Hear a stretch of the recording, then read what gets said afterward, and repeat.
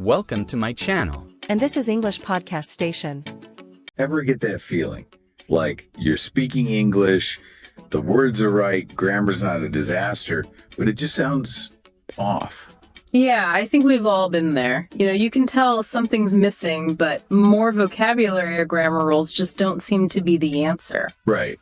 Like you're understood, but not quite in the way you want. Exactly. And for a lot of learners, the missing ingredient is the way their voice rises and falls as they speak. The musicality of English. Intonation. Precisely. And today, we're diving deep into that. Specifically, we're drawing on episode 13 of the IELTS podcast, which focused on improving English intonation with podcasts. This is going to be your shortcut to sounding more natural and confident. Because let's face it, intonation isn't just a nice to have. Not at all. It's fundamental for clear communication. It's what gives life and nuance to your words. Think of it like this. The phrase, I'm going. If I say it flatly, I'm going, it's just a statement. But I'm going, with that voice going up at the end, turns it into a question. Or I'm going. Bam. Excitement. All because of intonation. And this is where a lot of learners hit a snag. You might be acing vocabulary and grammar, but that melody of speech, that intonation, gets left behind. Yeah, the IELTS podcast mentioned a few reasons why that happens. Yeah. A flat, monotonous tone, not enough variation in pitch. Or maybe you're unconsciously using the intonation patterns from your native language, which might not work the same way in English. Exactly. And these can lead to sounding a bit unnatural, or worse, being completely misunderstood. So today we're unpacking the whole thing, making it clear, practical, and giving you some real takeaways to boost your confidence with speaking English. And this is for everyone, not just advanced learners prepping for the IELTS. No matter where you're at on your English journey, understanding intonation makes a huge difference. So let's start with the basics. What exactly is intonation? Well, simply put, it's how your voice rises and falls while you speak, like the melody of a song. Those shifts in pitch convey meaning, emotions, and even your attitude. It's the unspoken layer of communication. Right. And the IELTS podcast highlighted 4 main intonation patterns in English that are super useful to be aware of. Let's hear them. First up, falling intonation. Your voice drops at the end of a phrase or sentence like, "The weather's beautiful," or asking, "Where did you go on vacation?" Makes sense. It kind of signals that the thought is complete. Finality. Absolutely. You'll hear it in statements and those questions. The big thing is to avoid a rising tone with these. Why? What happens then? It can sound uncertain, like you're not confident in what you're saying. Got it. So, next pattern. Rising intonation, where your voice goes up at the end. It's your go-to for yes/no questions. Are you coming? Is that clear? It almost begs for a response. And those tag questions too, right? Yeah. You're ready, aren't you? Spot on. Using a rising tone for other types of questions can sound a little strange in English, though. Okay, so what's the third pattern? Rising falling intonation. Your voice goes up and then back down. This is useful for you in giving choices. Coffee or tea, or expressing surprise like, "Really?" Or emphasizing something like, "That's incredible." Precisely. Notice how it directs attention to the important information. Okay, and the last one. Level intonation. This is where your voice stays pretty flat.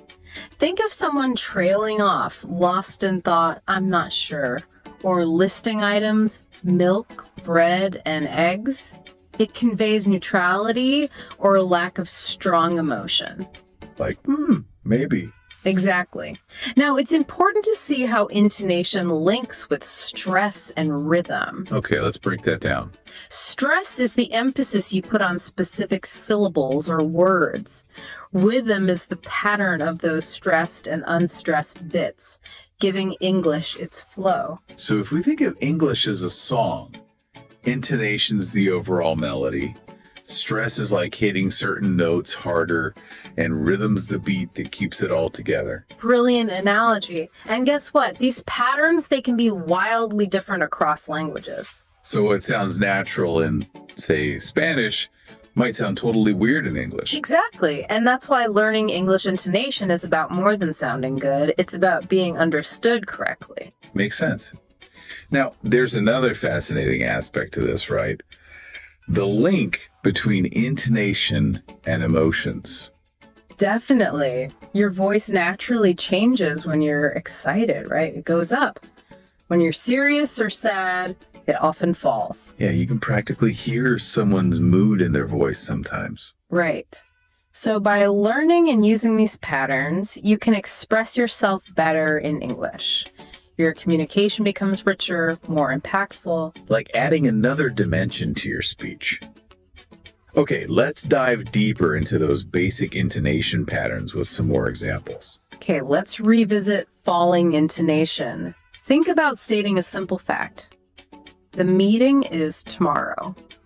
Hear how your voice naturally falls at the end. It's final, definitive. And what about those questions? Same idea. Where's the conference room? Your voice goes down on room. Yep. Another example. I'm going to finish this report today. Downward slide on today. Clear intention. Got it. Now, rising intonation, this is key for those yes-no questions, right? Absolutely. Imagine someone asks, do you enjoy learning English? That English at the end, your voice goes up, inviting a yes or no. Like you're leaving the door open for them to answer. Precisely. And those tag questions, you've studied this before, haven't you? That haven't you, up it goes. Or simply, will you be there? Upward pitch on there. Okay, on to rising falling. This one is fantastic for emphasis. Let's say you're telling a story and you say, it was a fantastic trip. That rise on fantastic, then the fall, it really highlights how good the trip was. Or if you're given a choice like, would you rather go to the beach or the mountains? Exactly. Up and down on both beach and mountains. Or you could say, you did what? Expressing surprise, that would be rising, falling too. Okay, got it. Level intonation, last but not least. Think of pausing to think, like, let me see, how can I explain this? The let me see stays pretty level. Or listing things but not finishing yet. For this project, we'll need markers, paper. That first part, level, then maybe the intonation changes as you list the last few items. All right, it's like a holding pattern before you give the full info. Now, we've talked about these basic patterns, but how can you go beyond that? You know, to express more subtle stuff like disagreement or certainty. This is where it gets really interesting. You can use intonation to show your attitude and emotions more subtly. For example, a slight falling intonation can express certainty. Like if you say, I'm confident that this is the best approach, that slight fall on approach makes it stronger. So it's like a subtle way of saying, I'm sure about this. What about disagreement then? If you want to disagree gently, you might use a slight rising intonation. Say someone proposes something you're not totally on board with. You could respond with, that's an interesting idea, but I'm not sure it would work. That slight rise on work hints at your doubt. That's a great tactic. So by mastering these nuances, you can really add depth to your English. Absolutely. And remember, while flat intonation can signal sarcasm, in most situations, it's best to avoid anything that could come across as insincere. Instead, focus on using these variations thoughtfully to add meaning and show you're actively engaged in the conversation. Okay, so we've covered the basics and some advanced stuff. Now let's zoom in on intonation in conversational English. This is where it gets really practical. Right. So think about how you use intonation in everyday chats, like short rising intonations show you're listening. Oh, really? That's amazing. It keeps the conversation flowing. And when you're telling a story, you naturally vary your pitch to build suspense or emphasize key points. Faster pace, higher pitch for excitement, slower and lower for something sad. Right. Exactly. And using rising intonation can signal that you're not finished speaking or invite someone else to jump in. It's all about turn taking. It's like the unspoken dance of conversation. Exactly. And think about how intonation reveals agreement or disagreement. A flat yes, a questioning yes, a strong falling yes. It can even make your request sound more polite. Could you please pass the salt? That rising intonation at the end softens it. So much meaning packed into those tiny changes in pitch. Right. And the best way to get a feel for all this is by listening to native speakers. Pay attention to their intonation. Try to mimic those patterns. It's like learning by osmosis. Okay, let's switch gears a bit and talk about the IELTS. How does intonation play into that, specifically for the speaking test? So in the IELTS speaking test, intonation is crucial for fluency and coherence, and ultimately your score. Remember, examiners aren't just listening for correct grammar and vocab. They're also assessing how natural and fluid you sound. So using a wider range of intonation actually helps you get a better band score. Absolutely. It makes you sound more engaging, less robotic, and this is true across all parts of the test. Let's break it down by part then. Starting with part 1, the personal interview. Okay, in part 1, you're answering questions about yourself. Using that enthusiastic, rising intonation when talking about things you enjoy makes you sound more genuine. Like, if you're asked about your hobbies, you could say, I absolutely love playing basketball on the weekends. That upward lift on weekends shows your passion. It's like letting your personality come through even in a formal test. What about part 2, the long turn where you speak for 2 minutes? In part 2, rising falling intonation is your friend. It helps emphasize key moments in your story. Like, the most amazing part was when we finally reached the top of the mountain. That rise on top and fall on mountain emphasizes the climax. It makes it more dramatic and captivating. Exactly. And varying your pitch keeps the listener hooked for the full 2 minutes. And lastly, part 3, the discussion section. This is where using balanced intonation to show you're considering different perspectives is key. When discussing complex topics, you might say, on the one hand, it's beneficial, but on the other hand, there are some drawbacks. That slight rise and fall on those contrasting phrases shows you can think critically. It adds that extra layer of nuance. Exactly. And using rising intonation to ask clarifying questions of the examiner shows you're actively listening and engaged. So just like you practice your vocabulary and grammar for the IELTS, you need to practice your intonation too. Precisely. It's a valuable investment in your overall score. Okay, so we've covered why it's important, the basic patterns, and some more advanced techniques. Now let's get down to brass tacks.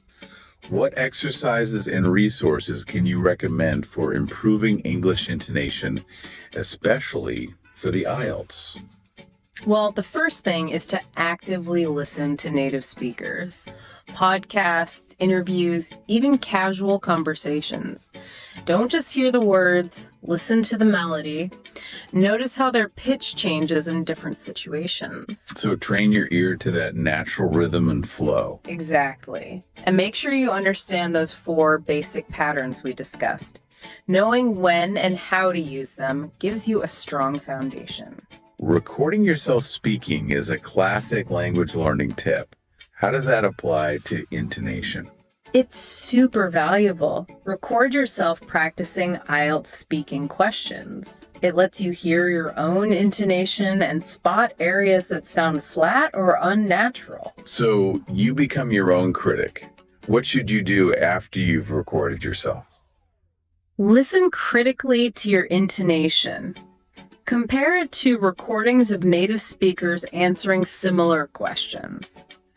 Are you using enough variation? Are your questions ending with a rising tone? Are your statements sounding confident with that falling tone? Exactly.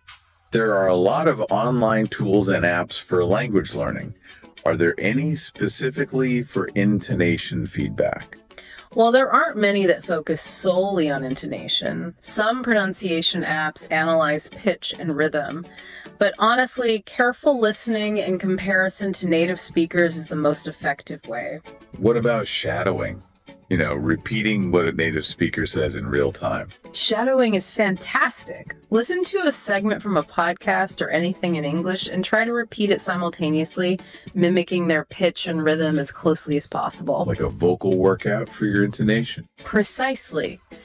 And don't forget about good old-fashioned mimicry.